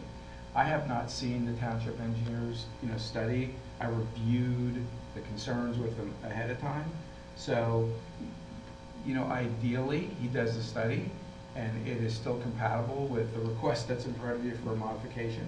But it's not to guarantee that the study might say, we're not recommending parking, or in the future, there ever may be different changes to parking requirements. So I think that's just a risk you have to consider. How great is it if you, issue a modification and say, we're gonna allow on-street parking, but in fact, things change, and maybe in the future, you don't want parking there.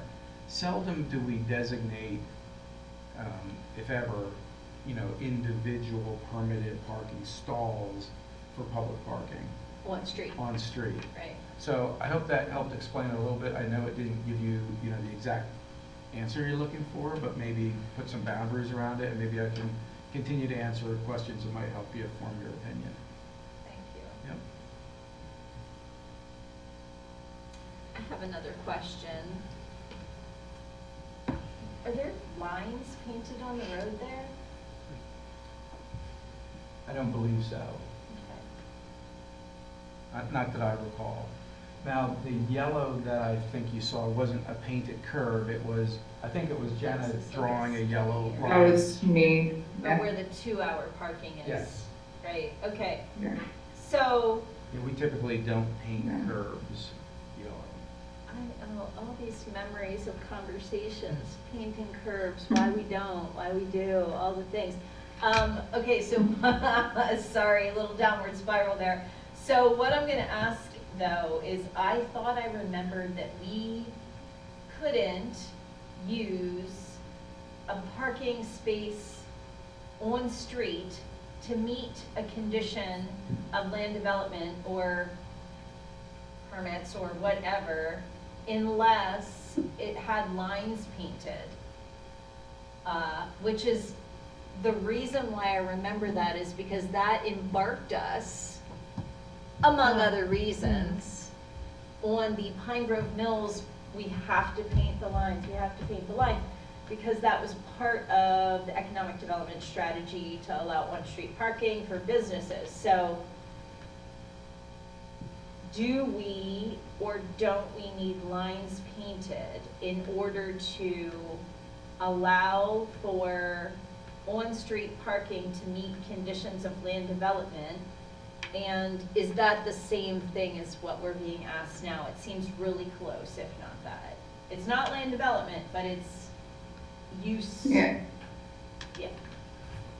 So we do not require painted lines in order to count those on-street parking spaces. It is good planning and good practice to know how many on-street parking spaces you have, and to keep that in mind when these modification waivers come up for small businesses that do have that on-street parking in front of them. If we have 50 total parking spaces on Butts and we've waived 75 parking spaces for different businesses along Butts, we're not going to have enough parking. And that's really just to be aware of how much parking is available, Right. and if we are going to consider those waivers, modifications. Which makes a lot of sense in the long term. I guess I was just having a really strict interpretation of it, like, no, you can't even ask for a modification if there's not a line painted on the street in front of your business. But that's a misinterpretation. Okay, so Dave, you were gonna say something, yeah. Just, I mean, in the TTD, there was an allowance for on-street parking, and we did paint the stalls, in the Heights Yeah. neighborhood, for example. So that's just an example where it was planned, Right. built, and Counted, painted. this is Counted. gonna Yes. equal to this, and, yeah. Yes, this is Right. now we're talking about an older neighborhood where Right. we're kind of retrofitting. Right. And it looks like then, both the there's a need for 2 additional parking spaces, and both of them are requested to be met on street. Yes, and after staff's review of the request, since the applicant isn't proposing an addition, the occupancy of this building isn't changing. She is adding a third chair. In most municipalities, this wouldn't even equate to a zoning permit. They would just be permitted to add the third chair. Thank you for. We would care about. Thank you, because my first knee-jerk reaction, which was I was trying not to have, is for a chair, we're making 2 spots? Okay, you're nodding. Okay, so sometimes it's okay to have that knee-jerk reaction, because it's like an instinct. That's a good one. Yeah. Why 2 spaces for 1 chair when only 1 person can sit in that chair? It's another question I had. I might have said that exact sentence in our agenda meeting as preparing for this, but then I kind of got all derailed with the parking. Okay, so, because I never kind of really thought that it would be needed, but I don't want to say that in public because our rules do say it's needed. Okay. It's worst case scenario planning, let's put it that way. You have someone in the chair and then you have a hairstylist doing your hair. 2 Right. people, 2 parking spaces. Right, yes. It's planning for the Yes. worst. Right. And Or you have someone queued up. we're waiting hoping to for the pick best. up. Yeah, Mm. yeah. Okay, so any further, we do have a motion and a second on the table. Yes. So I just have one question. So it said previously that the owner had leased spaces at the adjoining lot. Was that explored?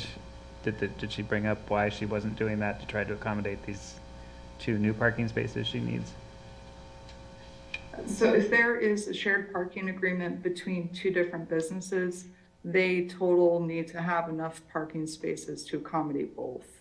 So I'm assuming that the insurance company needs the rest of them. And they could rent out the 1 space to get her 2 existing chairs for the 4 total parking spaces she needs. If the permit parking remains as is, I don't see it as an issue. I just haven't talked to the township engineer to know Gotcha. if this has come up as a concern. Right. Jenna, have you talked to Ron about this? Ron and I briefly discussed it after we met yesterday. Just to give me an update on where he was on the study. I told him what I was working with on my end with Ms. Brooks, and he has said that he still needed to present his findings to you. Okay. So we haven't seen them yet. Right. It is, right now, it's on both sides of the street. I mean, I'm not trying to jump to conclusions here, but I would just guess that if anything, it would maybe be recommended to remove it from maybe one side of the Right. street. Again, not trying to jump to that Mhm. conclusion. That's something that was discussed. But, okay. All right. Does anyone have any further questions or concerns that they want to? I think my only comment is that as I heard the concern from the residents at the beginning of the session, it seemed very focused on the intersection with college, and this particular business is further off. Yeah. It's not one of the businesses right on College, and so odds are people going there are going to park on the street, not right at the corner Right. anyway. So Right. I think that if it was the insurance agent asking us for this, I might Right. have greater concerns. Yeah. Right. Agreed. Okay. Right? Because even if they decide to reduce parking there, I would imagine it would be on that end, the College Avenue end, and there should still be some remaining. Like where they're turning. Mhm. Yeah. Okay, looks like we're ready for a vote then, and this will be just a regular voice vote. So all in favor, please say aye. Aye. Any opposed, same sign. Motion passes unanimously. We're on to communications to the board. Anything?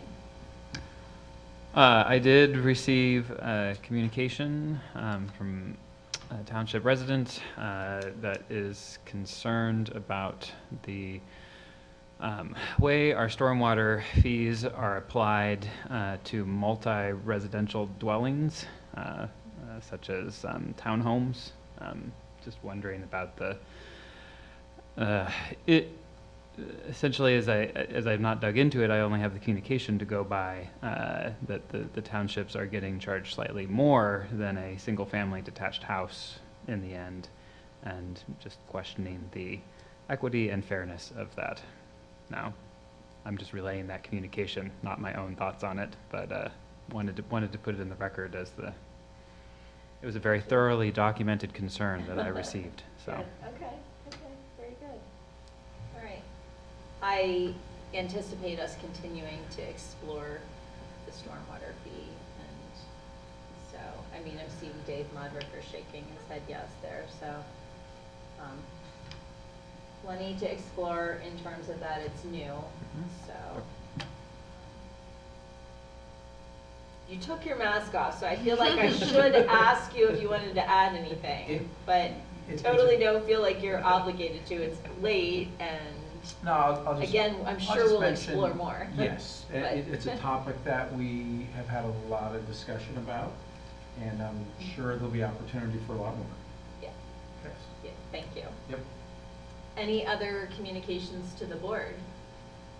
I have a correction to my last time communications. I was like, nobody got in touch with me about that, about Whitehall Road Regional Park, because I was thinking at the time it was about what you all were saying. Folks got in touch with you about the upcoming vote.